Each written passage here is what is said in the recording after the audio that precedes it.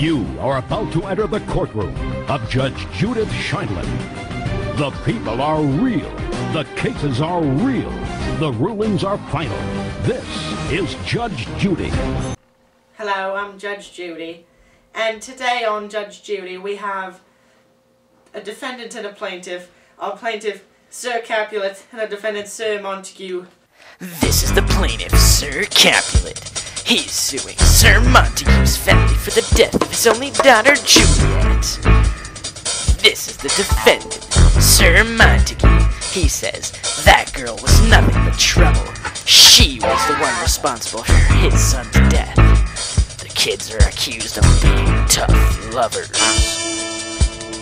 So what happened there, Sir Capulet? This man was responsible for the death of my daughter, Barbara Shimon. And there she dead, that Romeo's a faithful wife.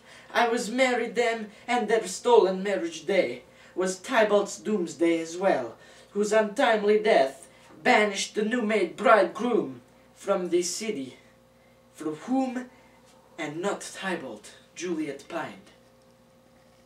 She married the killer!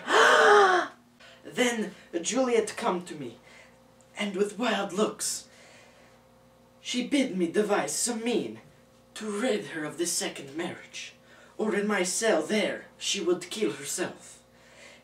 Then I gave her, so tutored by my art, a sleeping potion, which so took effect. This man and Romeo deceived us by faking her death. Objection! Shut up and let him talk! And lastly, we found... Oh my gosh, I can't do this no more. 1 second, please, court.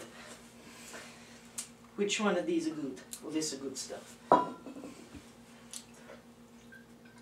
Okay, I Santocello, I'm good now.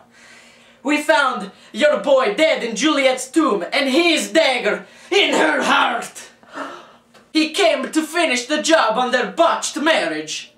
Okay, Montague, now it's your turn. Thank you, Your Honor. And it was Juliet who was responsible for my boy's death. Your Tybalt wanted to challenge my boy, and having married Juliet, he did not want to hurt his new family. I brought them up well. A Benvolio man, come here and testify for me. Thank you, people of Judge Judy's court, Italy West Side. Alrighty. That was not Romeo's fault, you see. He was being a noble man. Before he killed Tybalt, he tell me this. He say, for Mercutio's soul, it is but just a little bit above our heads. Staying for thine to keep him company. Either thou, or I, or both, must go with him.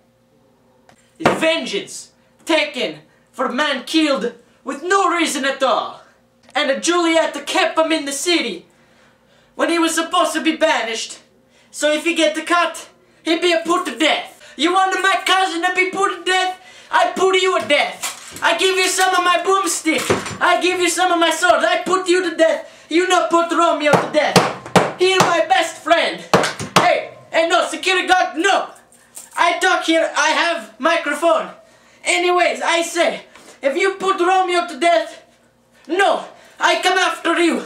And that is why Juliet, she be guilty. Sir, Hey, please, yeah, boy, shut up. Okay, now, Sir Capulet, you're accusing Montague's son of murder in the first degree on your daughter. Mamma mia, yes he did. Okay, and Montague, do you have any other accusations? Attaboy Benvolio. Okay. The Juliet faked her death, so that my boy Romeo, when he come back to town, he'd be killed on the spot for coming back. And the poison was found on his lips. Okay, we shall have a court recess for a few moments while I analyze this. Making me some pizza. What the hell? Mamma mia, what do you think you're doing today?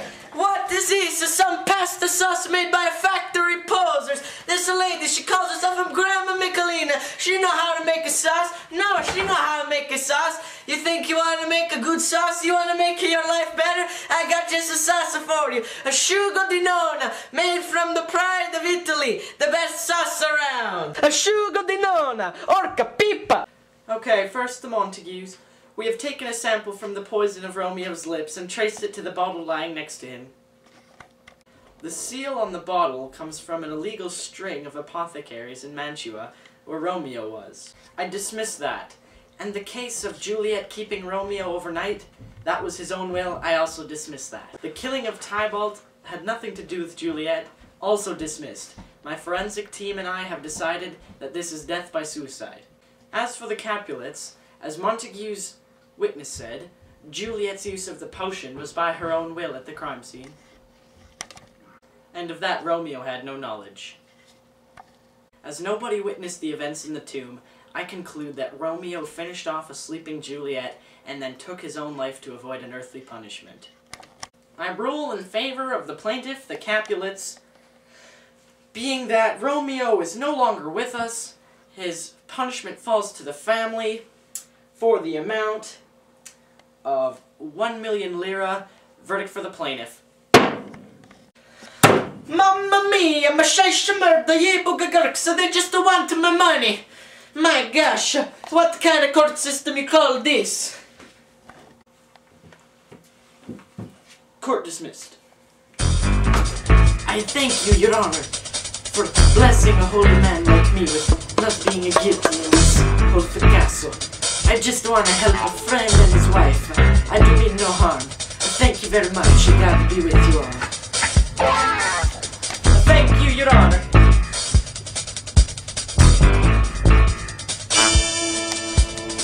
So, sir, Mr. Benvolio, so after the verdict, what do you think about your cousin Romeo?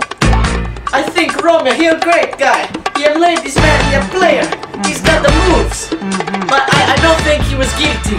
I think there's something ongoing in there. It was all a circumstantial evidence in the tomb. Okay. We don't know for sure. Justice system, just like what Mr. Montague says, the justice system is flawed. I hate this. Okay, thank you, Mr. Benvolio. And so that concludes this court case of Romeo and Juliet, seeing as the Capulets have taken home the prize and the Montagues have picked up a hefty fee. Justice has been served in the Verona area, and I hope you liked my LA project.